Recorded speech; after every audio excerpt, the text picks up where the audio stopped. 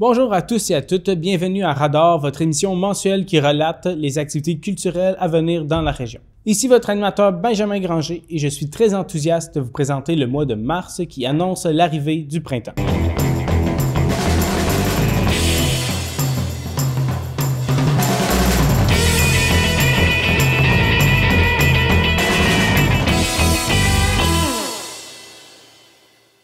En mars, le Cégep de Victoriaville sera toujours autant actif au niveau culturel. On écoute à l'instant Maryse Métivier et Geneviève Garneau qui nous détaillent ce qui est à venir. Sous le thème « Sauvons nos espèces menacées », nous vous invitons à venir assister et découvrir les œuvres de Stéphane Bébin du 11 mars au 12 avril prochain, soit pour une durée de 5 semaines. Venez découvrir les œuvres du monde animalier et aviaire de cet artiste. Les heures d'ouverture de la Galerie d'art sont du lundi au vendredi de 8h à 22h et le samedi et dimanche de 8h à 16h. Je laisse maintenant la parole à ma collègue. La troupe sans nom présentera les 14 et 15 mars prochains à 19h30 au Petit Auditorium du Cégep un collage des pièces de Ionesco, soit Le Roi Sommeur, Macbeth et Jeux de pouvoir. 8 élèves interpréteront des enfants jouant à la guerre pour accéder au trône. La mise en scène est signée France Beaulé et Emmanuel Caron. Pour plus d'informations, nous vous invitons à consulter le site Internet du Cégep sous l'onglet Socioculturel. Bienvenue à tous. Elisabeth Mercier expose ses œuvres naïves et colorées à la bibliothèque Alcide Fleury, nous invitant à raviver l'enfant intérieur qui sommeille en chacun de nous. Elle nous incite à retrouver un sentiment d'innocence qui nous a jadis habité, nous permettant ainsi de nous connecter à notre authenticité. Expo disponible jusqu'au 31 mai. Émilie Etu nous présente jusqu'au 26 avril une exposition tout autant en couleurs à l'Hôtel de Ville avec ses plus récentes œuvres. Celle-ci, par sa superposition de couleurs, de motifs et de formes, vise à vous remplir de bonheur, de simplicité et d'intensité. Petit détour à la bibliothèque de Princeville pour aller voir la nouvelle exposition de l'artiste portraitiste José Boucher. Multiples portraits au rendez-vous. L'artiste designer Marie-Claude Garneau invite les citoyens à participer au projet L'étoffe de l'érable. Celle-ci récoltera d'ici le 18 mars des dessins, photos, vidéos, textes, poèmes, objets et même plus, le tout afin de créer une œuvre textile collective, reflétant la MRC de l'érable. Les pièces peuvent être déposées dans les bureaux municipaux ou envoyées par courriel à info@commercial-m-l'atelier-de-couture.com. Le Centre d'art Jacques-Michel Auger nous offre un souffle printanier avec son exposition Le Jardin des Autres et son cabaret Clairière. Marie V. Laporte nous dévoile les détails des événements à venir. Bonjour! Le cabaret neige du Centre d'art Jacques-Michel Auger, c'est devenu un rituel hivernal incontournable. Alors, on renouvelle l'expérience le 26 mars, encore auprès du commissaire John Blouin. C'est une soirée lors de laquelle il y a différents artistes qui se côtoient en art visuel, en vidéo, musique, performance. Puis ça permet aussi à des artistes de la relève et des artistes de la région de faire valoir leurs projets.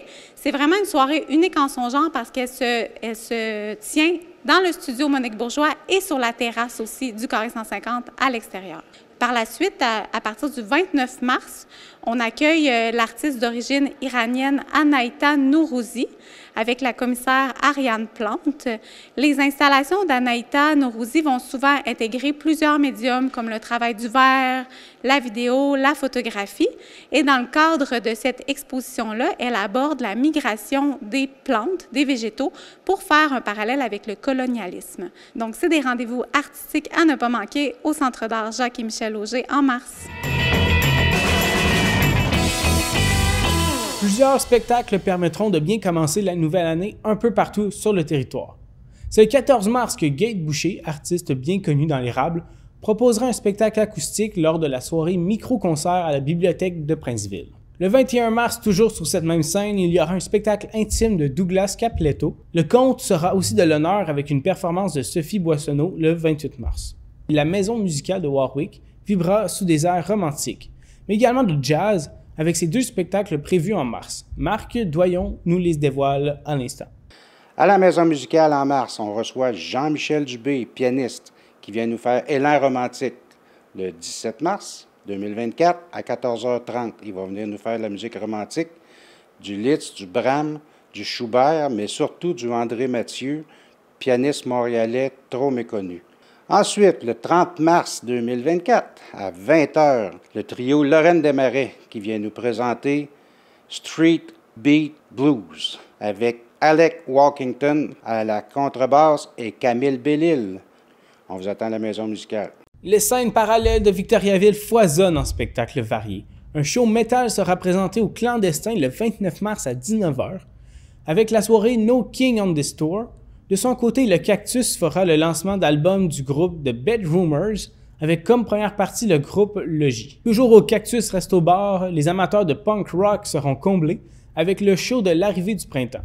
Le 22 mars à 21h, un hommage de Offspring et un hommage à Blink-182 dans la même soirée. Et maintenant, au pavillon d'Arthabasca, le samedi 16 mars à 19h, il y aura un double hommage à Motley Crue par The Dirt et à Def Leppard par Def Story.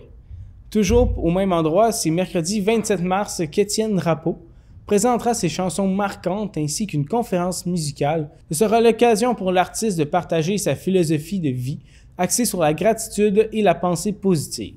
Au Café La Fergnante le 28 mars, la très attendue soirée Articule avec Annabelle suivie du spectacle Garage Blues Rock. Sans oublier les soirées trad le 7 et 21 mars avec une ambiance festive et multigénérationnelle. Le Carré 150 offre encore une fois une programmation variée pour le mois de mars. Country, humour, blues, théâtre, danse et nostalgie seront au rendez-vous.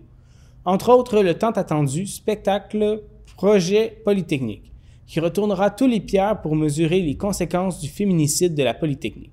Un événement qui sera riche de sens et de réflexion. Du côté de Kings FR, Stéphane Dubois nous présente la programmation de la salle Kingsey et on l'écoute à l'instant. Voici nos spectacles du mois de mars. Le 15 mars, nous aurons Révolution, un spectacle pour les amateurs de musique britannique des années 50, 60, 70. Le 16 mars, nous aurons Guitar Story, un spectacle pour les amateurs de rock tout en guitare et ça sera incroyable comme spectacle. Le 23 mars, nous aurons un hommage à Luke Combs avec Phil Lauzon. Phil Lauzon était à Saint-Tite l'été passé, ça a été un succès. Il sera avec nous pour cette date incroyable.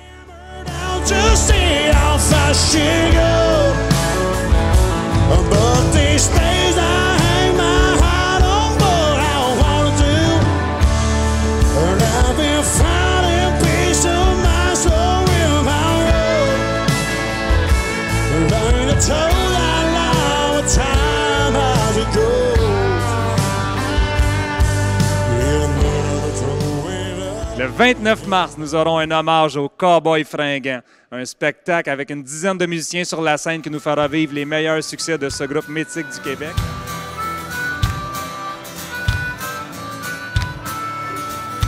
On est monté par la 131 nord, vers 40 000 sur des cheveux en carlotte, suivant en arrière les prêtres à bottomaient comme des marmottes, pendant qu'on cherchait le chacal, mon oncle Hector, quand il ne Le 30 mars, un spectacle tout en country avec Daniel Dunn sera ici. On vous attend à la salle Kingsey. Place au cinéma de répertoire maintenant. Le Club des cinéphiles du vendredi présente 2 films en mars à la bibliothèque Charles-Édouard Maillot. Le 22 mars à 13h30, ce sera le film La Belle Époque du réalisateur Nicolas Bedeau. Le protagoniste du film Victo est un sexagénaire désabusé qui se fait offrir un cadeau replongé dans l'époque de son choix. Le 27 mars à 19h, Paulien Voisard nous dévoilera en avant-première son film Anticosti, l'école du bonheur. Elle y fait une incursion dans la vie des insulaires à travers les yeux des professeurs qui font de l'enseignement multiniveau à des jeunes de la prématernelle jusqu'au secondaire 3. Enfin, au tour de Martin Morissette à nous inviter à découvrir les films projetés au Ciné-Club du Carré 150 dans les prochaines semaines. Bonjour, voici les films du Ciné-Club du Carré 150 qui seront présentés aux cinéphiles de la région dans les prochaines semaines.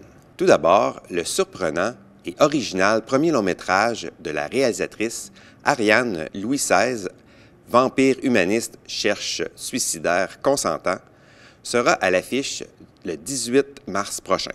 Dans cette comédie fantastique, Sacha, une jeune vampire qui refuse de tuer par empathie, imagine un modus operandi acceptable à la suite de sa rencontre avec Paul, un adolescent suicidaire.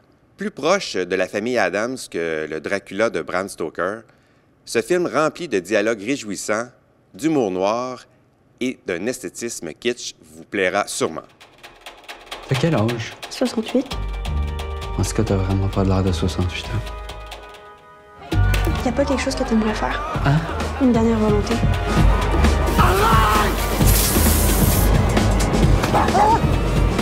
Je vais te régler ça, moi, cet humanisme-là. Il habite tout en ami. C'est la première fois que je veux vraiment quelque chose. Je pensais que les humains avaient vraiment peur de la mort.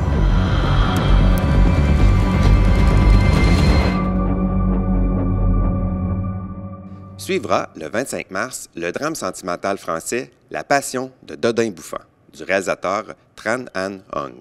Situé dans la France de 1885, le film explore la relation professionnelle et personnelle entre la talentueuse cuisinière Eugénie, interprétée ici par Juliette Binoche, et son patron, le chef de renommée mondiale Dodin Bouffant, joué par Benoît Magimel. Visuellement impeccable, ce film a remporté le prix de la mise en scène à Cannes en 2023 et il est présentement le représentant français dans la course pour l'obtention de l'Oscar du meilleur film international. Je suis si heureuse et reconnaissante. Il faut de la culture, de la mémoire pour que le goût se forme. Tu dois te souvenir de ce goût. Oui, monsieur. Les potages seront un de caille au coulis de la reine. Pourquoi vous n'êtes jamais à table avec nous? Je converse déjà avec vous à travers ce que vous mangez. Eugénie? On ne sait pas de quoi souffre Eugénie. Je me sens parfaitement bien. Non, vous n'allez pas bien. Je m'inquiète. Le bonheur, c'est de continuer à désirer ce que l'on a déjà. Mais vous ne vous êtes jamais eu. On espère vous voir nombreux en salle dans les prochaines semaines pour apprécier le cinéma d'auteur d'ici et d'ailleurs. Et voilà, c'est déjà terminé pour notre émission pour le mois de mars. J'espère que certains événements auront éveillé votre curiosité à découvrir la scène culturelle qui amorce le printemps. C'était Benjamin Granger pour l'émission Radar et je vous invite à ne pas manquer notre prochain épisode pour le mois d'avril.